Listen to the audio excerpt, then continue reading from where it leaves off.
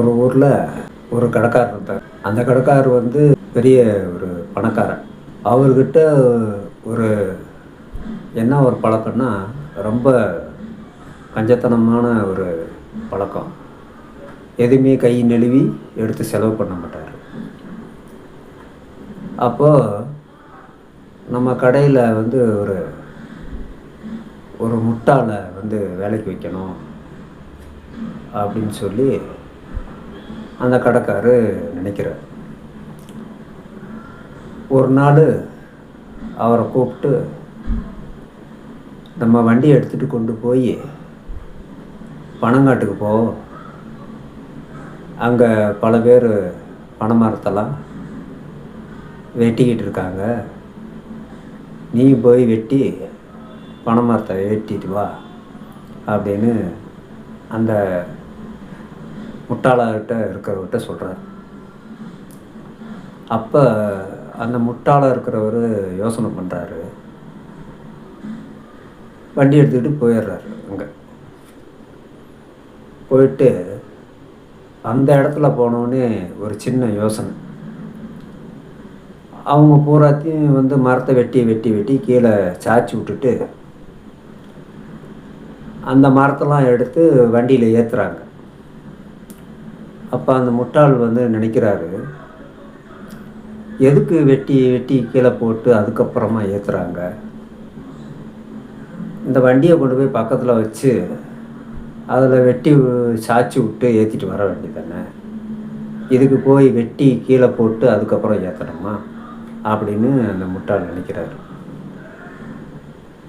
அப்போ இவர் நினச்சிக்கிட்டு இருக்கும்போது இவர் வண்டியை கொண்டு போய் பக்கத்தில் நிறுத்திட்டு, வீணா ஒரு முறை வந்து பூமியில் கிடக்கும் மரத்தலை வண்டியில் வந்து ஏட்ட வேண்டாமே அப்படின்னு அவர் சொல்கிறார்.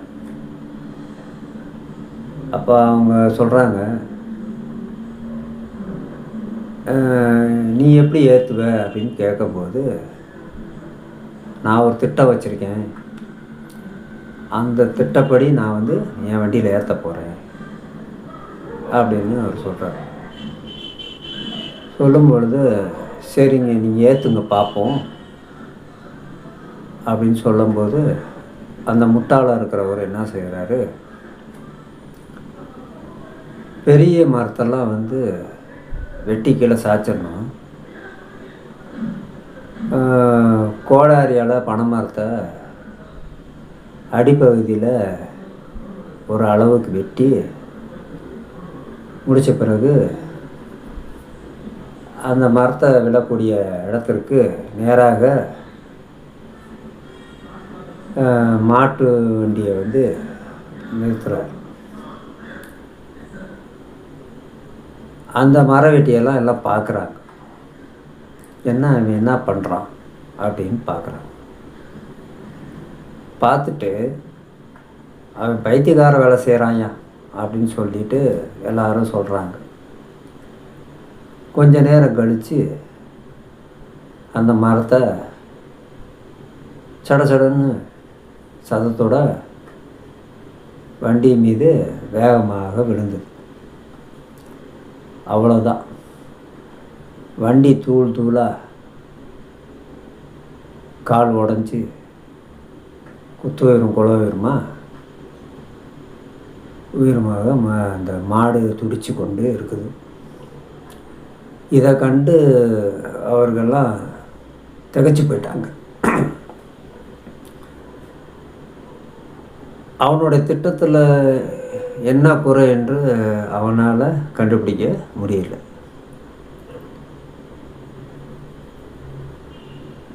எப்படி என் திட்டம் நல்லா இருக்கா அப்படின்னு சொல்லிட்டு, வண்டி தான் உடஞ்சிச்சு, வலிமை இல்லாமல் போயிடுச்சு அப்படின்னா, வண்டிக்கு வழி இல்லையாம்மா போயிடுச்சு அப்படின்னு சொல்லி அவர் சொல்கிறார் அந்த முட்டாள்.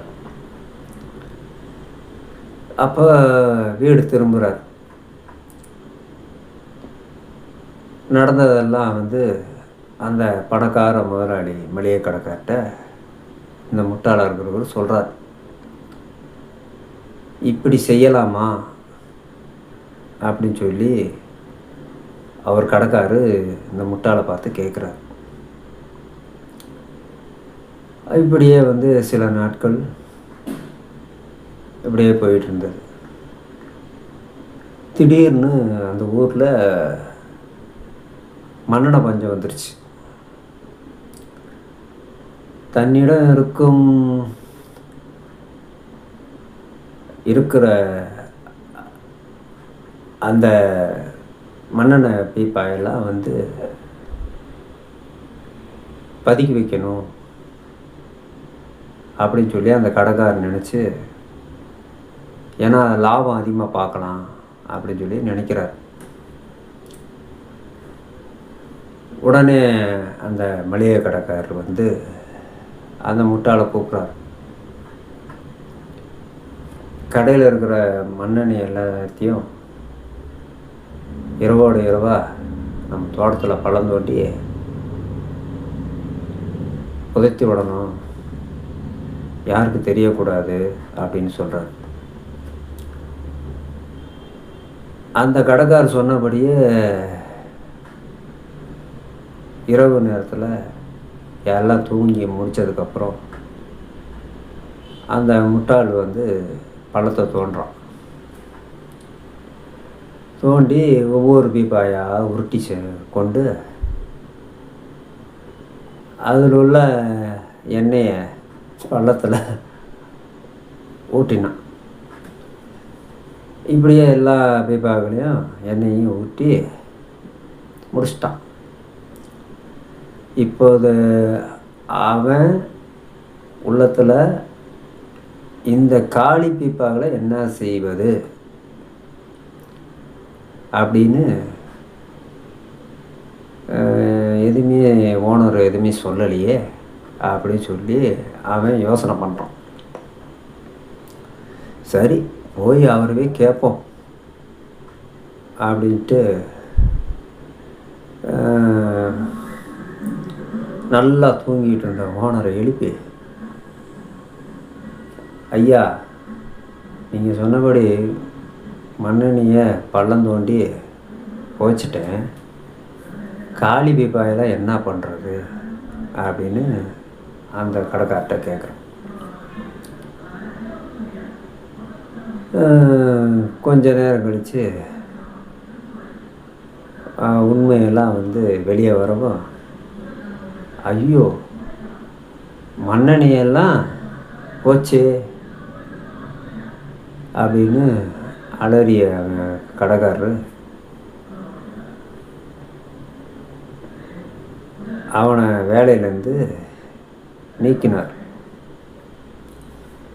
இது எதுக்கு சொல்கிறோம் அப்படின்னா, ஒரு புத்திசாலிக்கிட்ட வந்து இதை பண்ணு அப்படின்னு சொல்லியிருந்தா அவன் எதுக்கு என்னத்துக்குன்னு யோசனை பண்ணியிருப்பான். ஒரு முட்டாள்கிட்ட சொன்னதுனால அவன் எதையுமே யோசனை பண்ணாமல் மண்ணெண்ணெயெல்லாம் கீழே ஊற்றிட்டு குத்தி இழந்து நிற்கிறான். அதுபோல் நம்ம வாழ்க்கையில் வந்து எந்த ஒரு விஷயத்தையும் வந்து முன்னாடி யோசனை பண்ணி செயல்படுங்க அப்படிங்கிறதான் இந்த விளக்கத்துக்கு உண்டான ஒரு செயல். இதுபோல் இன்னும் சில கதையெல்லாம் கேட்கலாம். தொடர்ந்து இந்த சேனலில் சப்ஸ்கிரைப் பண்ணாதவங்க பண்ணுங்கள்.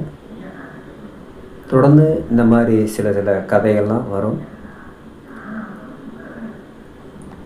நீங்கள் நம்ம சேனலை சப்ஸ்கிரைப் பண்ணுங்கள்.